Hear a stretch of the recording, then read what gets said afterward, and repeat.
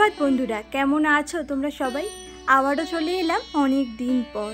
এই কটা দিন না একটু ছুটি নিয়েছিলাম তোমাদের সকলের থেকে। আসলে কটা দিন না মনটা একদমই ভালো ছিল না, আর সেজন্য কাজের সেরকম একটা এনার্জি তো পাচ্ছিলামই না, বিশেষ করে সেটা ভিডিও বানানোর। কারণ কাজ তো সংসারের করতেই হয়, শরীর খারাপ থাকুক আর মন খারাপ থাকুক, মানে যতই খারাপ পরিস্থিতি হোক না কেন সংসারের কোনো কাজেই কিন্তু কমতি রাখি না, সব কিছুই কিন্তু করি। তবে কি বলো তো, ওই যে ভিডিও যে বানাবো, ট্রাইপডে ফোনটাকে লাগাবো, সেটাই জন্য আমার মধ্যে না একেবারে কাজই করছিল না, মানে এনার্জিই পাচ্ছিলাম না যে ভিডিও শ্যুট করব। আর ট্রাইপডটা নিয়ে জানোই তো, ভিডিও বানালে একবার এখানে যেতে হয়, একবার ওখানে যেতে হয়, মানে যেখানে যেখানে আমি কাজ করি সেখানে ওই ট্রাইপডটা নিয়ে আর ফোনটা নিয়ে ছুটতে হয়।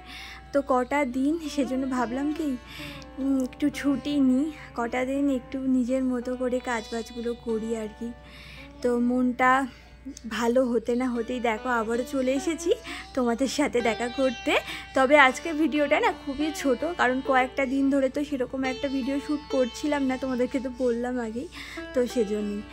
তো এখন খুশির খবর শুধু একটাই, যে আমাদের নতুন ঘরের কাজ জানো তো শুরু হয়েছে, এখন পুট্টি হচ্ছে।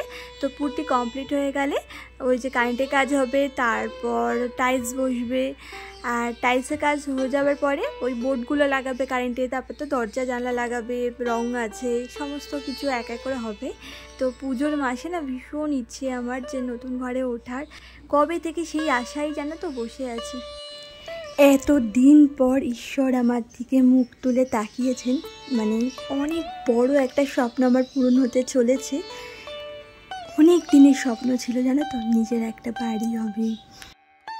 তবে বাড়িটা কেমন তৈরি হবে সেই স্বপ্নটা একটু আলাদাই ছিল, মানে যেটা ভেবেছিলাম সেটা হয়নি, তবে ওই যা হয়েছে এতেই যথেষ্ট। মানে দুটো রুম তো হয়েছে থাকার মতো। আর যবে থেকে এই ঘরে বিয়ে করে এসেছিলাম না, মানে এই বাড়িতে, তবে থেকে একের পর এক এমন খোঁটা শুনতে হয়েছে বিভিন্ন বিষয় নিয়ে না, তবে থেকে তো মনস্থির করে নিয়েছিলাম একদিন না একদিন আমরা নিজেদের ঘর বানাবোই বানাবো। তো দেখো ফাইনালি সেটা পূরণ হচ্ছে। আমার যে এত ভালো লাগছে না, এখন মনটা কিন্তু অনেক বেশি ভালো হয়ে গেছে গো। তাই ভাবছি তোমাদের সাথে এবার না রোজ ব্লগ শেয়ার করব। তবে একটা দুঃখেরও বিষয় আছে, সেটা কি বলো তো, আমার ট্রাইপডটা না ভেঙে গেছে জানো না, মানে পুরো ভাঙেনি, যেখানটায় ফোনটা লাগাই না ওই ফোনের হোল্ডারটা ভেঙে গেছে।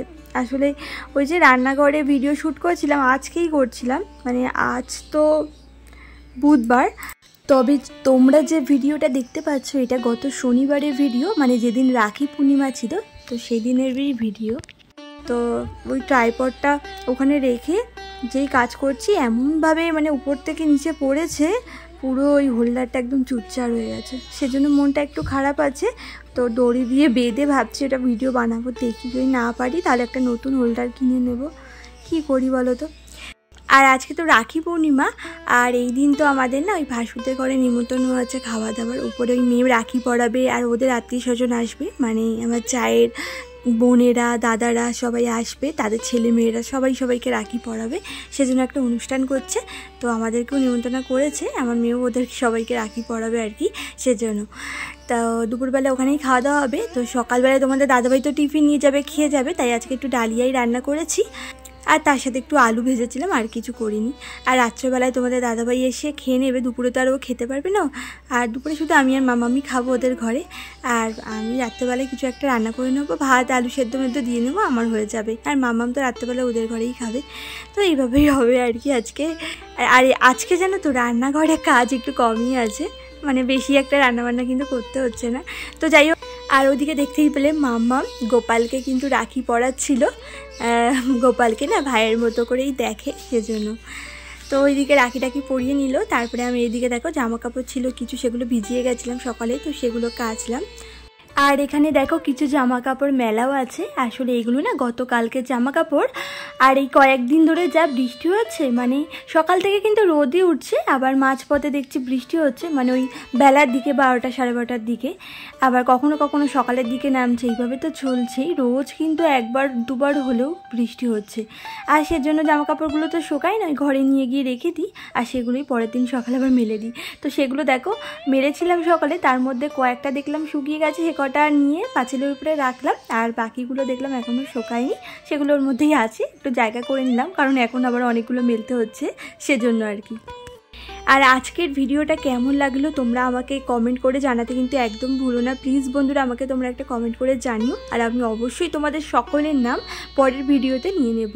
আর আগের দিনের ভিডিওতে তো আমাকে পূজা লাইফস্টাইল থেকে দিদিভাই, তারপরে আরও অনেক দিদিভাইরা কমেন্ট করেছিলে, তো তার জন্য তোমাদের সবাইকে অনেক অনেক ভালোবাসা গো। এইভাবেই আমার পাশে থেকো।